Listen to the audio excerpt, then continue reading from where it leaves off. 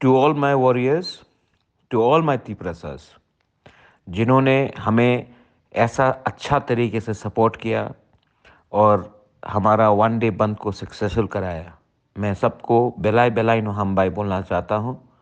Thank you, धन्यवाद। आपने दिखाया कि पावर में हो या ना हो, तिपरासा के दिल में अधिकार और ग्रेटर तिपरलैंड के लिए आज भी सपोर्ट है। मैं अपने लीडर्स को जो ग्राउंड में थे, मैं अपने वॉरियर्स को, बुरुई बदल को, वाईटीएफ को, टीआईएसएफ को, टीसीएफ को, सबको थैंक यू बोलना चाहता हूँ।